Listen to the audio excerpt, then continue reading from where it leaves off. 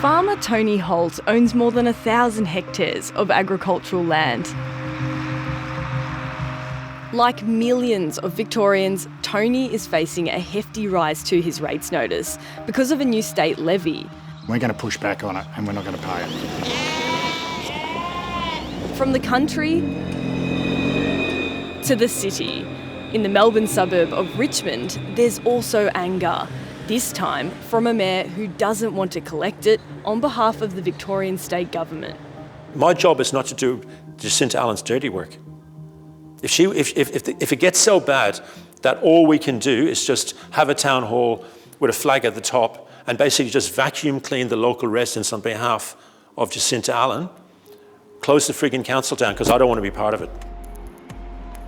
The controversial tax is called the Emergency Services and Volunteers Fund and will raise hundreds of millions of dollars for a cash-strapped state government.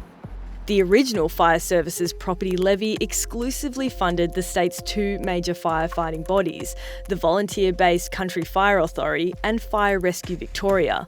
Under the newly named Emergency Services and Volunteers Fund, it will now be expanded to fund 7 different agencies, including CFA and Fire Rescue Victoria.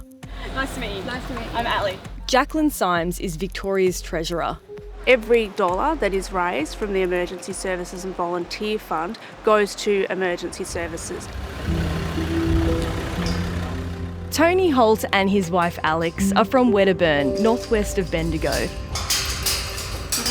They run a crop and sheep farm. We're very proud of what we do.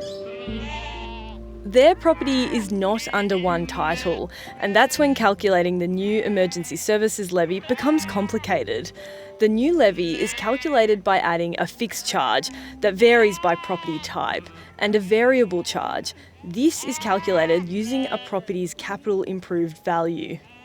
We've got about 25 titles.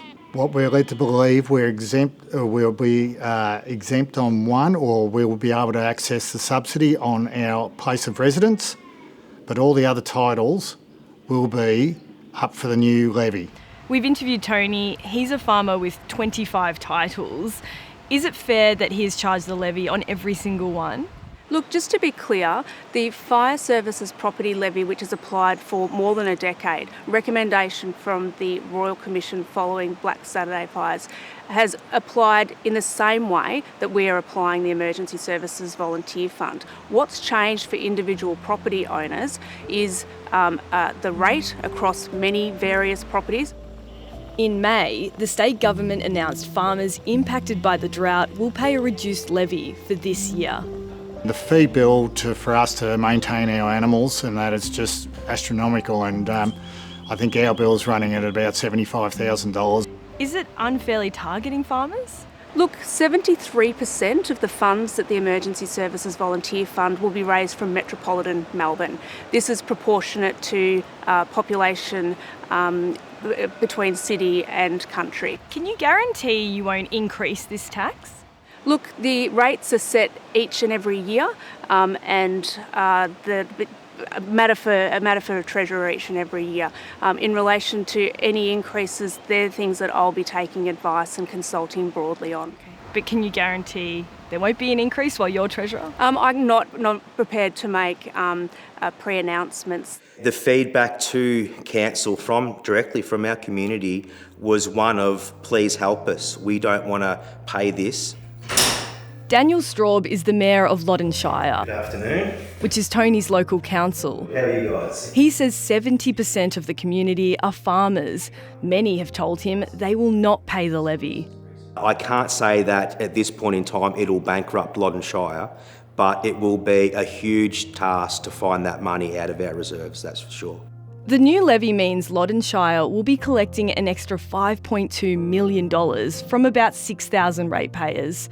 Mayor Straub says if those ratepayers can't afford or refuse to pay, the council is ultimately responsible for the shortfall. That will mean that we won't be able to spend that money on projects that have already been maybe announced or earmarked to be announced if we have to do that, and that won't be a sustainable model for any local government to continue to do that. We are legislated to collect any levy that the state government wants us to collect. Jennifer Anderson is the president of the Municipal Association of Victoria. Well, what happens is we collect all the amount that we've put in a rates notice, which is your council rates and any of the state taxes. So if they choose to pay some, then we must apportion some of that money to go to the state government, which means we get less in rates. Will you be chasing councils that can't get that levy money from their ratepayers? That will be a matter for councils.